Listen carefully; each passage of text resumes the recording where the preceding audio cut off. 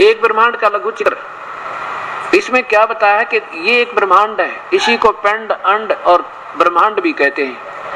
इस एक ब्रह्मांड में इस काल ने यह एक ब्रह्मलोक बना रखा है और इसमें ये देखिएगा स्वयं महाविष्णु रूप में स्वयं रहता है और दुर्गा को अपनी पत्नी के रूप में रखता है। और यहाँ सतोगुण प्रधान क्षेत्र बना रखा है, ये तमोगुण प्रधान क्षेत्र है।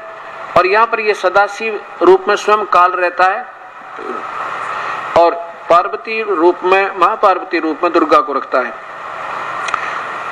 सतोगुण प्रधान क्षेत्र में जब ये महाविष्णु रूप में होते हैं और दुर्गा माँ लक्ष्मी रूप में होती है, इनसे जो पुत्र उत्पन्न होता है उसको ये सतोगुण बना देते हैं, नाम विष्णु रख देते हैं, फिर बेहोश कर देते हैं।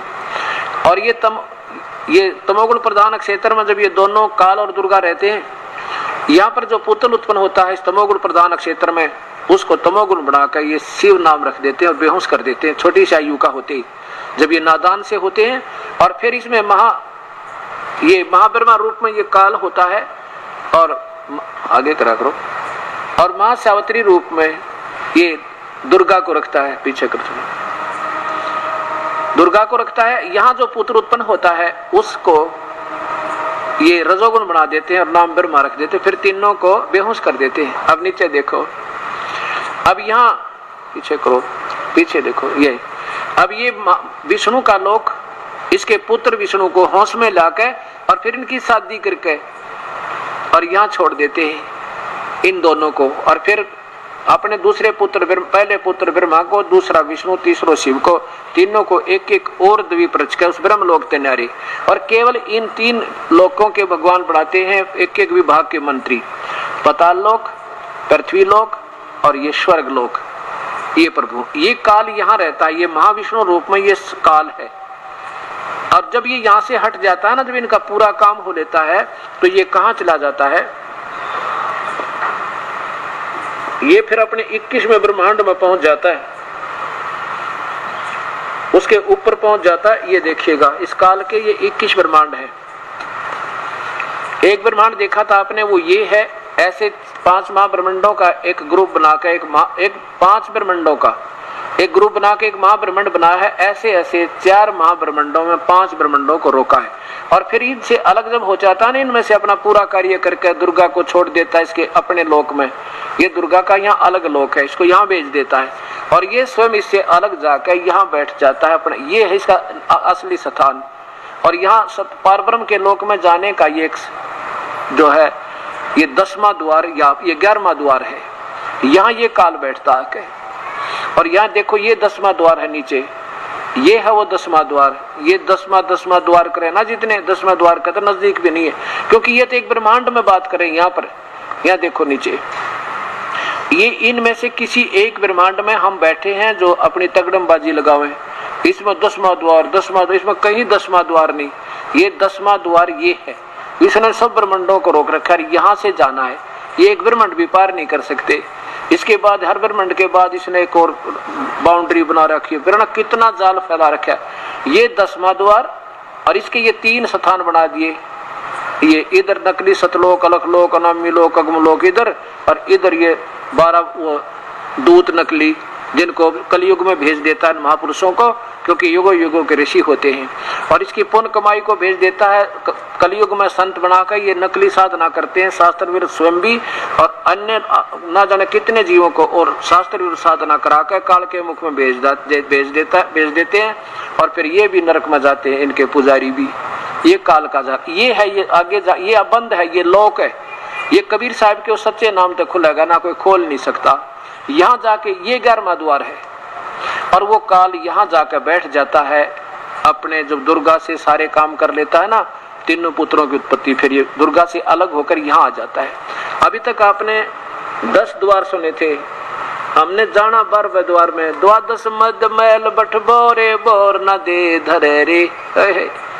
ये तो 10वां द्वार, यहाँ पर तो 10वां द्वार।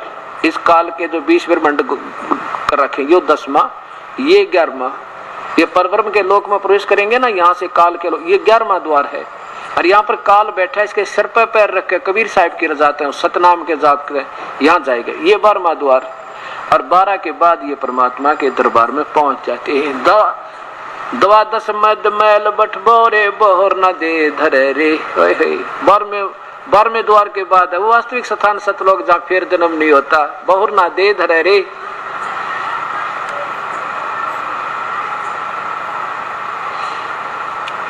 अब विष्णु पुराण में क्या लिखा है कि भगवान विष्णु, क्योंकि विष्णु युग काल है, ये भगवान विष्णु का, अब देखो ये बात सोचने की है, एक एक शास्त्र में इतना गहराई छुपी है।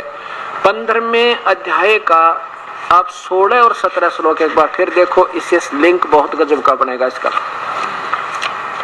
अब प्यारी आत्माओं देखो, हमने भगवान पाना है और ये ईश्वर की चर्चा आनंद देती है और ये इतना गहरा ज्ञान हो जाएगा, आप कई हजारों को समझा दोगे। अकेले बतेरा एक भी जो चारों सत्संग सुन लेगा ना, लगातार 5-4 बार सुन लेगा, वो आज के पुराने महर्षियों और आज के ये कहना के तो सारी बात बिगाड़े बैठे, इनके पास तो ज्ञान नाम की चीज नहीं, ये तो आप पे फेल कति बेचारे।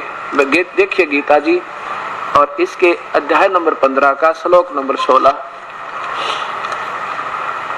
ये 16 है कि इस संसार में नाशवान और विनाशी ये भी 2 प्रकार के भगवान हैं। कौन से में? इस ब्रह्म और परब्रह्म के लोक में। अभी आपने देखा था ब्रह्म और परब्रह्म के लोक में, ये देखिए,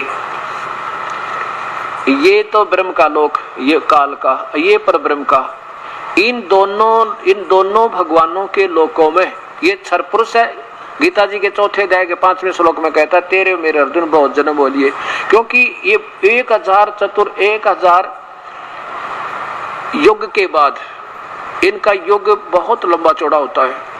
उसके बाद कहते हैं ये काल मर जाता है, ये पूरे ब्रह्मांड विनाश हो जाते, ब्रह्मांड तो रहते हैं, जीव विनाश हो जाते हैं और स्वयं काल भी, और ये जो है ना अलग रखे जाते हैं यहाँ पर, अलग इस काल पर ब्रह्म के पास, और फिर दोबारा ये रचना करके यहाँ छोड़े जाते हैं। तो ये तो ब्रह्म है नाशवान भगवान सीधा ही, और इसके अंदर रहने वाले देव महादेव प्राणी, ये इनके स्थूल शरीर भी नाशवान और जीवात्मा अविनाशी है। और इसी प्रकार इस ब्रह्म पर ब्रह्म के भी ये स्वयं भी नाशवान है और इसके जीव सतिथि यानी इसमें रहने वाले प्राणियों की भी शरीर, स्थूल शरीर नाशवान है, जीवात्मा दोनों में अविनाशी है। जीव तो समाप्त नहीं होता और ये पूर्ण ब्रह्म है जो कभी विनाश में नहीं आता। ये वास्तव में भगवान कहा जाता है।